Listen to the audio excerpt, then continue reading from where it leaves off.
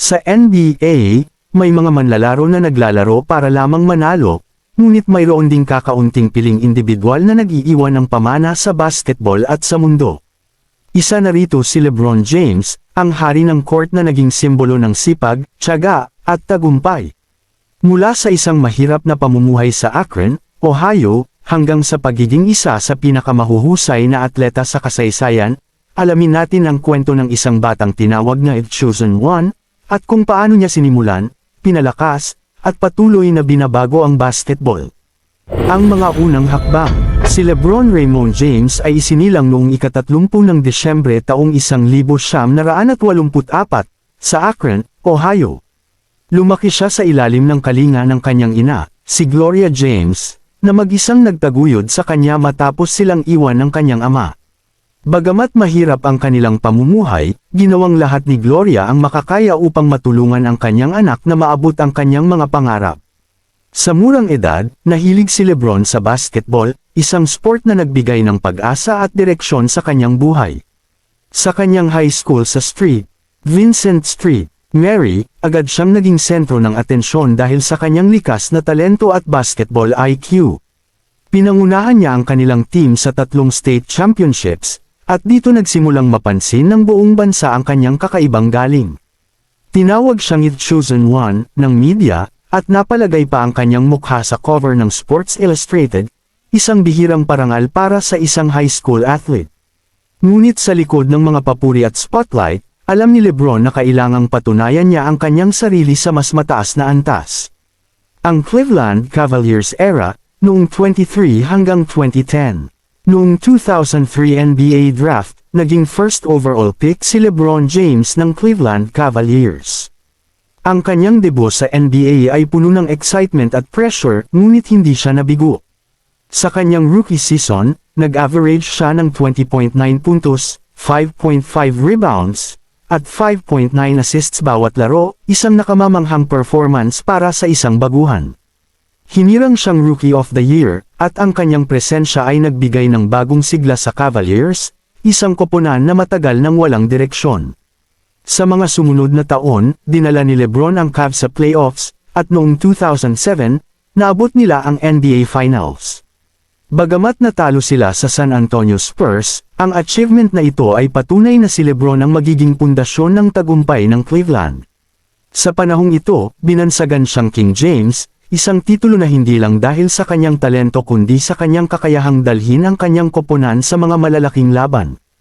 Ang Miami Heat Dynasty noong 2010 hanggang 2014. Noong 2010, nagdesisyon si LeBron na iwan ang Cleveland at sumali sa Miami Heat. Ang kanyang anunsyo, na tinawag na Heat Decision, ay nagdulot ng kontrobersya at galit mula sa mga tagahanga ng Cavs. Ngunit sa kabila ng backlash, alam ni LeBron na ito ang tamang hakbang para sa kanyang karera. Sa Miami, nabuo ang tinatawag na Big Three, kasama sina Dwayne Wade at Chris Bosh. Sa 4 na taon sa Heat, dinala nila ang koponan sa 4 na sunod-sunod na NBA Finals at nanalo ng 2 championships noong 2012 at 2013. Sa parehong taon, si LeBron ay naging Finals MVP, na nagpatunay ng kanyang dominance sa laro. Ang kanyang laro sa Miami ay mas lalo pang pinakinis, naging mas mahusay siya hindi lamang bilang scorer kundi bilang isang all-around player. Sa panahong ito, napatunayan ni LeBron na kaya niyang maging leader ng isang championship team. Ang historic comeback sa Cleveland, noong 2014 hanggang 2018. Noong 2014, binalika ni LeBron ang kanyang bayan at muling sumali sa Cleveland Cavaliers. Sa kanyang pagbabalik, nagbitaw siya ng pangakong dadalhin niya ang championship sa Cleveland. Noong 2016, naisakatuparan niya ang pangakong ito sa isa sa pinakadramatikong NBA Finals sa kasaysayan. Kasama sina Kyrie Irving at Kevin Love, dinala niya ang Cavaliers sa isang historic comeback laban sa Golden State Warriors, na mayroong record-breaking 73 hanggang 9 season. Sa finals, nahulog ang Cavs sa 3-1 deficit, ngunit pinangunahan ni LeBron ang koponan upang manalo sa huling 3 laro, kabilang ang iconic block niya kay Andre Iguodala sa Game 7. Nanalo ang Cavs ng kanilang kauna-unahang championship, at si LeBron ang tinanghal na Finals MVP. Ang tagumpay na ito ay hindi lamang para kay LeBron kundi para rin sa buong Cleveland, na matagal nang naghihintay ng ganitong sandali.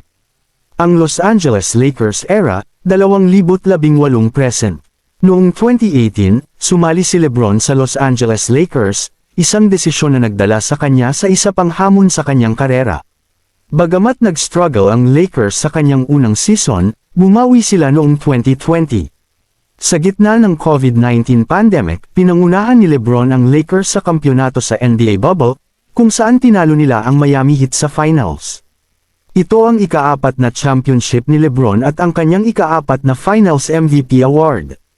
Patuloy pa rin si LeBron na nagpapakita ng husay, kahit pa nasa ika-20 season na niya. Sa edad na 38, pinapakita niya na ang kanyang laro ay parang hindi kumukupas, at nananatili siyang isa sa mga pinakamalalaking pangalan sa liga. Ang kanyang drive at passion para sa laro ay patunay na ang edad ay hindi hadlang sa pagiging pinakamahusay. LeBron bilang isang leader at inspirasyon. Ngunit higit pa sa court, si LeBron ay isang leader sa labas ng basketball. Itinatag niya ang I Promise School, isang paaralan sa kanyang hometown na nagbibigay ng edukasyon at suporta sa mga kabataang nangangailangan. Aktibo rin siya sa mga isyung panlipunan, gamit ang kanyang boses para sa equality at laban sa injustice. Sa mundo ng negosyo, mayroon siyang mga investment sa media at sports, kabilang ang pagiging co-owner ng Liverpool FC. Ang kwento ni LeBron ay hindi lamang tungkol sa basketball kundi tungkol sa paggamit ng kanyang platform para makagawa ng pagbabago. Siya ay isang simbolo ng pag-asa para sa mga batang nangangarap, isang leader para sa komunidad, at isang inspirasyon sa lahat. Si LeBron James ay higit pa sa isang basketball player. Isa siyang alamat na hindi lamang nagtagumpay sa court kundi ginamit din ang kanyang tagumpay upang magbigay ng inspirasyon sa mundo. Ang kanyang kwento ay patunay na sa sipag, tiyaga, at determinasyon, walang imposible. Siya ang tunay na king. Ano ang paborito mong moment kay LeBron James? Ay comment mo na iyan sa ibaba. Salamat sa panunood, at huwag kalimutang i-like at i-share ang video na ito. Kita-kits sa susunod nating basketball kwentuhan.